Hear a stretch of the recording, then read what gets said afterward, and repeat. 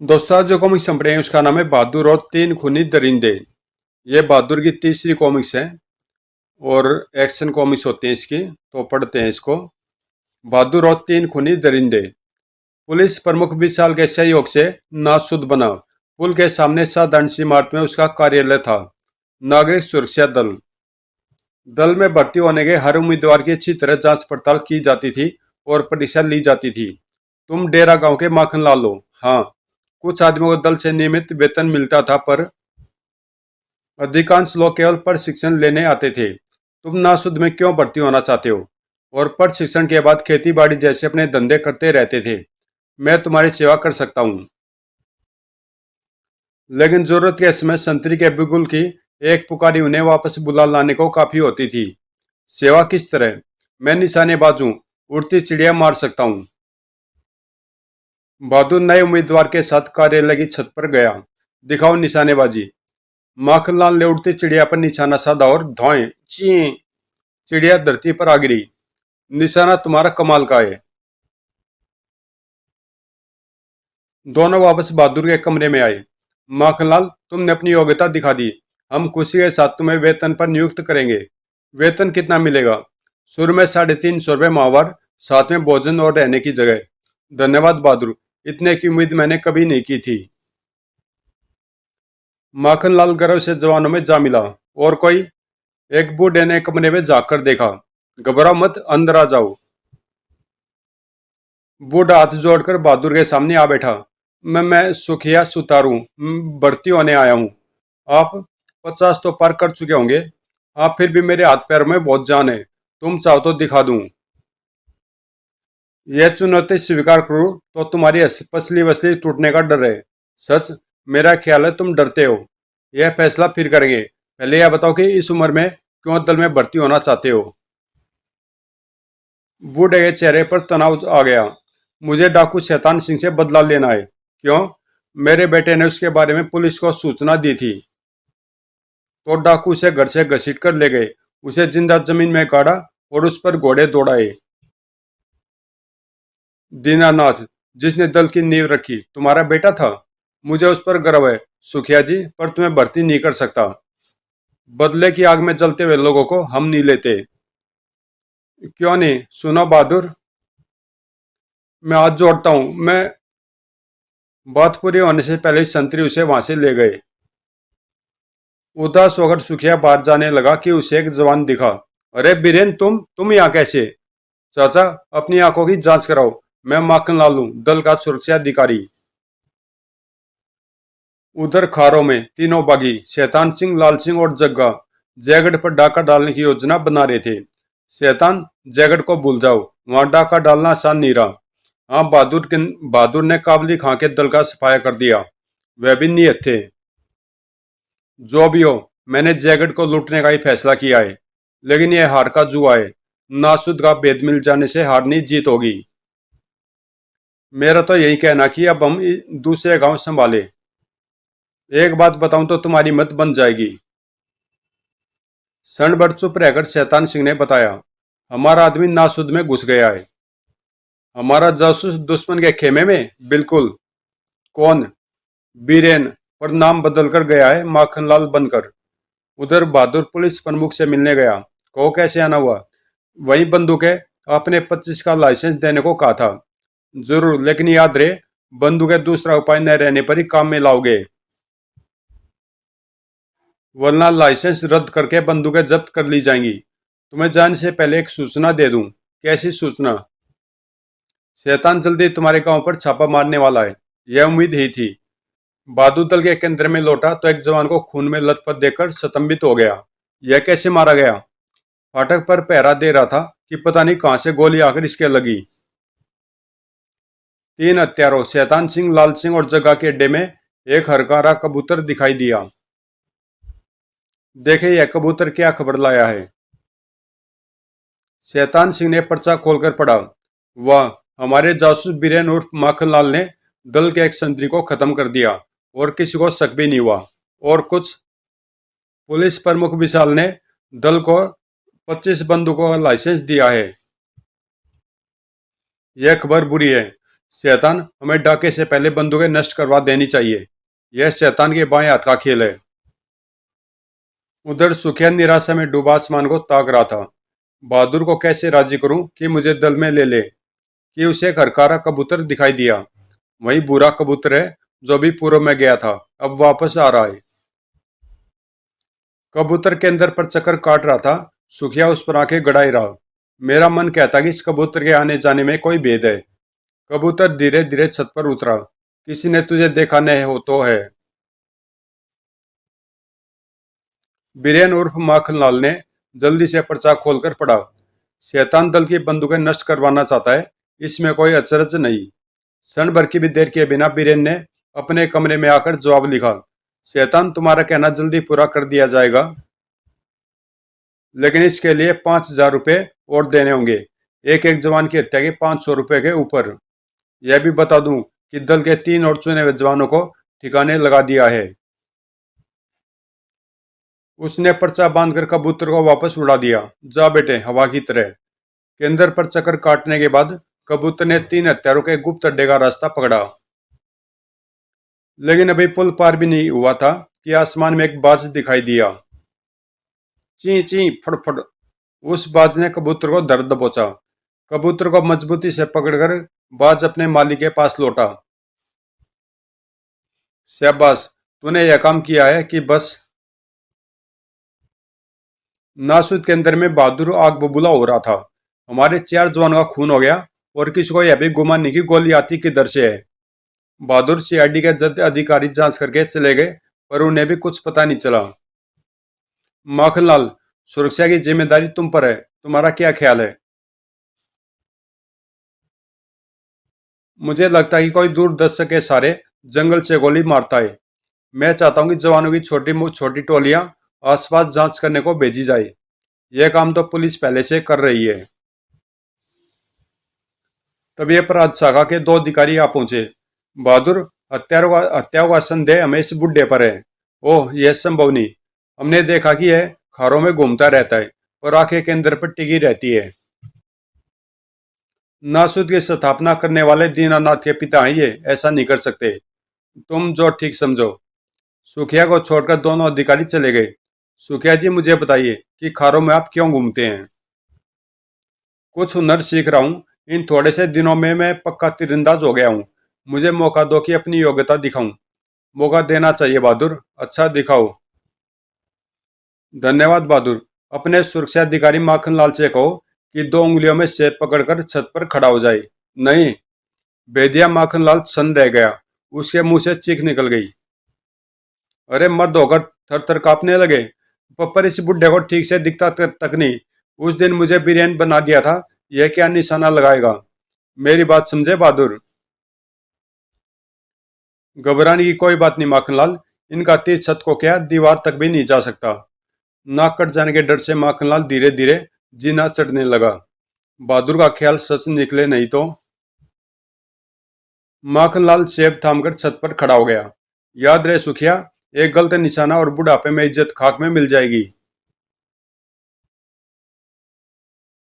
सुखिया ने ताक कर तीर छोड़ा और माखनलाल चीख कर ढेर हो गया। ओह! सुखिया! माखनलाल की लाश दम से नीचे गिरी। जवानों के मुंह से बोल नहीं निकला। तुमने मार डाला इसे? शैतान का साथ देने वाले हर सुअर को मैं यमलोक पहुंचाऊंगा। क्या मतलब? सुरक्षा अधिकारी माखनलाल शैतान सिंह का आदमी था? सो तो था ही, बाड़े का हत्यारा भी था। तुम्हारे 5 जवान उसी ने मारे। तुम्हें कैसे मालूम? मैंने इसका एक हरकारा कबूतर देखा, तो मैं एक बाज लाया। उसने कबूतर को पकड़ा जो चिट्ठी ले जा रहा था। यह रही। यह मुझे दो। पहले मुझे भर्ती करो, तब दूंगा। बूढ़े सुखिया की तरकीब पर बहादुर मुस्कुरा पड़ा। अगले दिन सुखिया नासूद की वर्दी पहनकर गर्व से सिर ऊंचा करके अपने नए घर से निकला और बहादुर से मिलने गया। क्या कहने, बुढ़ा सजीला जवान बन गया। सैकड़ों बार रगड़ रगड़ कर चमकाया होगा इसने बिल्ले को। अंदर आ सकता हूँ? जरूर मेरे जवान मर्द जवान। सुखिया तन कर बहादुर के सामने जा बैठा। क्या कहते हो इस जासूसी चिट्ठी के बारे में? बहादुर ने चिट्ठी को एक बार फिर पढ़ा। शैतान हमारे सब भेद जान गया है। इसलिए हमें गांव के बचाव के लिए नए उपाय करने होंगे। तो फिर सबसे पहले उस कबूतर से यह चिट्ठी शैतान को भेजनी चाहिए। ठीक कहते हो, इससे शैतान को पहले अपने जासूस की मौत का पता नहीं चलेगा। दोनों ने जाकर कबूतर पर पर्चा बांधा और उसे उड़ा दिया। अच्छा हुआ जो मेरे बाज ने कबूतर को पकड़ा तो पर घायल नहीं किया। घंटे भर बाद शैतान सिंह, लाल सिंह और जग्गा के अड्डे में। शैतान, हमारा कबूतर आ रहा है। देखते देखते कबूतर धरती पर उतरा। हमारे बेदे की चिट्ठी लाया, खोलो लाल सिंह। लाल सिंह ने पर्चा खोलकर अपने सरदार को दिया। क्या लिखा है? बंदूकें नष्ट करने के 5,000 रुपये मांगता है, सुअर कहीं का। काम के खतरे को देखते हुए रकम ज्यादा नहीं है। नई जगह सोचो, लूट में हमें रॉकेट की थैलियां ही थैलियां मिलेंगी। मिलेंगी? क्यों? लाल सिंह और जग्गा आश्चर्य से ताकते रह गए। शैतान ने कुछ देर सोचकर अपना संदेह उन्हें बताया। देखो, पर्चा बहुत मुड़ा तुड़ा है, यानी कई आदमियों के हाथों में पड़ा है। अगले दिन गाड़ी भरकर पुलिस वाले नासुद के अंदर में आई। सुनो दोस्त, मैं उप प्रमुख लक्ष्मण हूँ। प्रमुख ने कहा कि पुलिस को तुम्हारी सलाह से तैनात किया जाए। किस लिए? प्रमुख ने तुम्हें बताया नहीं कि 3 हत्यारे जल्दी यहाँ डाका डालने वाले हैं? तो हम यहाँ किस लिए हैं? तुम आराम से छत पर बैठकर तमाशा देखना। आप मुझसे हंसी करने आए हैं? बहादुर ने तीखी आवाज में पूछा। नहीं, अनुभवी लोगों की कार्रवाई देखने से बहुत कुछ सीखने को मिलता है। बहादुर को गुस्सा तो इतना आया कि कोई करारा जवाब दे, पर वह गुस्से को पी गया। ठीक है लक्ष्मण साहब, मैं बंदोबस्त करता हूँ, तब तक आप लोग सुस्ता लें। वह विचार करने के लिए अपने कमरे में आया, पर वहां कुछ देखा उससे उसका सनाका निकल गया। चौकीदार मरा पड़ा था। हे भगवान! कुछ भी करने से पहले जानी पहचानी आवाज उसके कानों में पड़ी। इधर देखो। शैतान! डाकू को सामने देखकर बहादुर के आश्चर्य का ठिकाना नहीं था। बहादुर सुरमा को ललकारना आसान है, पर बहादुर ने उसकी बात काटी। मुद्दे की बात करो शैतान। पुलिस अफसर से कहो कि अपने कुत्तों को हटा ले। तुम क्या समझते हो कि वह वही करेगा जो मैं कहूंगा? तुम नासुद को तोड़ देने की धमकी दो तो करेगा, वरना मैं अपने साथी को इशारा कर दूंगा, वे छत पर हैं, गोलियां बरसाने लगेंगे। बहादुर ने हरे हुए खिलाड़ी की तरह टेलीफोन उठाया। प्रमुख साहब, बहादुर की प्रार्थना की आप पुलिस के आदमियों को तुरंत वापस बुला लें। लेकिन क्यों बहादुर, तुम्हें उनकी जरूरत पड़ेगी? नहीं, हमारी लड़ाई पुलिस लड़ने लगी तो गांव वालों को नासुद पर भरोसा नहीं रहेगा। ठीक है तो, लेकिन मैं कहता हूं उन्हें वापस बुला ले, वरना वरना क्या? मैं नासुद को भंग कर दूंगा। शांति से काम लो, तुम्हारे साक्षी में दाद देता हूं, पर याद रखो शैतान पक्का शैतान है। और थोड़ी देर बाद पुलिस वाले जैसे आए थे वैसे ही चले गए। उप प्रमुख लक्ष्मण भी। बस। बस कहाँ? शैतान सिंह ने दूसरा हुक्म सुनाया। अपने बिगुलची को हुक्म दो। क्यों? ताकि तुम्हारा एक एक आदमी यहाँ आ जाए। आखिर तुम्हारा इरादा क्या है? इरादा सबको सुबह तक यहाँ रोक रखने का है, ताकि गांव लूट लूं और गोली एक भी न चलानी पड़े। बहादुर के आगे से बिगुल बज उठा। टू टू टू। बिगुल सुनते ही प्रशिक्षण पाए हुए लोगों ने अपना अपना काम छोड़कर केंद्र का रास्ता पकड़ा। लगता कुछ हुआ है, तुरंत केंद्र में जाएं। बप्पा मैं जाता हूँ, संकट आया है। अब क्या? शैतान सिंह ने आज्ञा दी और बहादुर को पूरी करनी पड़ी। सब जवान यहीं रहे जब तक आज्ञा न मिले, कोई केंद्र छोड़कर न जाए। चलो लाल सिंह, नीचे उतरो। जाब्ते की सारी कार्रवाई हो गई। दोनों अपने सरदार के पास आ पहुंचे। अब बिना रुकावट गांव पर हाथ साफ करेंगे। बहादुर का क्या करे, पहले ही हमें गांव के मुखिया के पास ले चलेगा। केंद्र की इन सब कार्यवाही से बूढ़ा सुखिया असमंजस में पड़ गया। कुछ न कुछ गड़बड़ लगता है। कुछ न कुछ गड़बड़ लगती है। पहले तो पुलिस लौट गई, फिर सब आदमियों को बुलाकर यहाँ कील दिया। तुम बहादुर को पहचानते नहीं, उसने जरूर कोई नई बात सोची होगी। बहादुर को साथ लेकर तीनों हत्यारे पिछवाड़े के दरवाजे से गांव के चौक की ओर चल दिए। याद रखना बेटा, कोई चाल की तो तुझे गोलियों से छलनी कर दूंगा।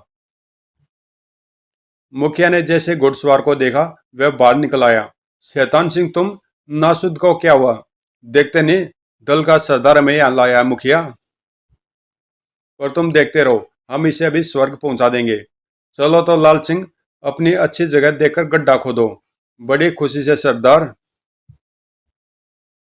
लाल सिंह के जाने के बाद शैतान सिंह मुखिया से बोला, मुखिया हम बड़ी दूर से आए हैं, नजराना वसूल करने, जल्दी करो। मुखिया मानो तैयारी बैठा था। कितना? सिर्फ 2 लाख। गंगा माई की कसम, इतना नहीं जुटेगा, कुछ कम करो। 1 लाख ले लो रोकड़। मोल तोल नहीं होगा मुखिया, तुमने इस कुत्ते को सहारा दिया है। 1 लाख जुर्माना इसी का। बहादुर बेबस देख रहा था। नहीं तो गंगा माई की कसम, सारे गांव का सफाया कर दूंगा। मुखिया घर घर जाकर रकम जमा करने लगा। इस बीच लाल सिंह लौट आया। गड्ढा तैयार है सरदार, कहाँ खोदा है? उधर गांव के चौक में, ताकि हर कोई बिना टिकट तमाशा देखे। उन्होंने घसीट कर बहादुर को गड्ढे में डाल दिया। गड्ढा भर दो जल्दी। यही अंत होना था मेरे आदर्शों का, नासुद का। गड्ढा भर गया, बहादुर का सारा शरीर उसमें दब गया, केवल सिर बाहर रहा। मेरे दोस्त काबली खां की यही अंतिम इच्छा थी बेटे। बता तेरी क्या है? मुझसे दो दो हाथ करो, तुझ में हिम्मत हो तो। तेरी इच्छा तो जंगल तेरी इच्छा तो अगले जन्म में ही पूरी होगी। उधर दल के केंद्र में सुखिया का धीरज छूट रहा था। हम बैठे बैठे मक्खियां मारते रहे यहाँ। बहादुर क्या गया कि बिना उसके हुक्म यहाँ से हिले नहीं, लेकिन मैं तो आसमान हिला दूंगा, यह पता लगाने को कि माजरा क्या है। सुखिया बहादुर के कमरे में जाते ही चिल्ला उठा, खून! कई जवान भागकर आ पहुंचे। जवानों देखो! बहादुर का चौकीदार, खून किसने किया? बहादुर कहाँ है? सुखिया भारी आवाज में बोला, डाकू 2-4 खून करके उसे पकड़ ले गए होंगे। नासूद के केंद्र में कार्रवाई होने लगी। जवानों ने सब जगह खोजबीन की। 3 जवानों को एक और लाश मिली। जरूर वे लोग बहादुर को पकड़ ले गए हैं। उधर गांव के चौक में मुखिया पसीने पसीने होकर लौटा। गंगा माई की कसम, रोकड़े 1 लाख ही मिला, बाकी सोना है। वह भी चलेगा, आज तुमने दिखाया अपना मुखियापन। तुम्हें जलसे का मुखिया बनाया जाएगा। कैसा जलसा? अभी होगा यहीं। लाल सिंह और जग्गा बहादुर के सिर घोड़ों की टापों से कुचलने को उतावले हो रहे थे। तैयार हो जा। उन्होंने घोड़े बहादुर की तरफ दौड़ाए कि सन से 2 तीर आए। आई आह! शाबाश! शाबाश है, मुझे दोनों तीर निशाने पर लगे। अपने साथियों का खून देकर शैतान सिंह चौंका। उफ! और उसने नजर घुमाई तो देखा कि नासूद के जवान चौक की तरफ चले आ रहे हैं। अब उसे अपनी जान की फिक्र पड़ी। इनका सामना किया तो प्राणों से हाथ धोने पड़ेंगे। सुखिया के पीछे पीछे जवान पास आने लगे तो शैतान ने उपाय किया, रुक जाओ, कोई भी आगे बढ़ा तो बहादुर जीता नहीं बचेगा। सुखिया ने हाथ उठाए, जवान उसका हुक्म मानकर रुक गए। मुखिया, इसे खोद कर निकालो, बाजी जीतने का यही एक दाव मेरे पास है। वह गंगा माई, अभी मैं जलसे का मुखिया था, अभी बेकारी हो गया। बहादुर निकल आया। जवान देखने लगे कि अब शैतान क्या करता है। बहादुर, मेरे घोड़े पर सवार हो जाओ। मुखिया, तुम माल दूसरे घोड़े पर ला दो। काम उसकी मर्जी के मुताबिक हो गया तो शैतान घोड़े पर बहादुर के पीछे सवार हुआ। भाग्य मेरा साथ दे रहा है। पर घोड़े के चलने से पहले बहादुर ने उसके पिन घोंप दी तो घोड़ा जोर से हिन हिनाकर अपनी पिछली टांगों पर खड़ा हो गया और शैतान सिंह धरती पर जा गिरा। भाग्य धोखा दे गया। चुटके बजाते बहादुर उस पर कूद पड़ा। जोश सुखिया और जवानों का भी था, लेकिन सब जानते थे कि बहादुर किसी की मदद नहीं चाहता। हूं डिशुम! दोनों बलवान थे, उनकी लड़ाई उनके विचारों के कारण थी। डिशुम! शर्त लगाते हो जीत शैतान की होगी क्या? शैतान के वार से बहादुर कटे पेड़ की तरह गिरा। धमाक! लेकिन झपटकर फिर खड़ा हो गया शैतान सिंह। फिर वार करने को झपटा। फिर बहादुर उसे बचा गया। शैतान सिंह खुद ही धरती पर आ गिरा और उसके उठने से पहले बहादुर शेर की तरह उस पर टूट पड़ा। ओह धम! धुम धुम! ओह! बहादुर की मार ने शैतान को बेबस कर दिया। और अंतिम वार तो ऐसा पड़ा कि शैतान की जान निकलनी बाकी रह गई। वह उसी गड्ढे में जा गिरा जो बहादुर के लिए खोदा गया था। मुखिया जी, अपने हाथों से गड्ढे को भर दीजिए। बस इतना कि शैतान पुलिस के आने तक सांस लेता रहे। गंगा माई की कसम, मुखिया से ऐसा करवाते हो फिर भी कह देता हूं मैं।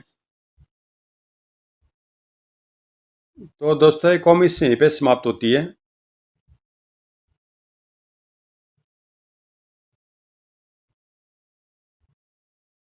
और बहादुर की अगली कॉमिक्स है बहादुर भूतों की गुफा। तो इसकी मैं अलग से वीडियो बना दूंगा। तो मिलते हैं किसी अगली कॉमिक्स में। अगर कॉमिक्स आपको अच्छी लगी तो प्लीज़ चैनल को सब्सक्राइब कर देना, अगर आपने सब्सक्राइब नहीं किया है तो।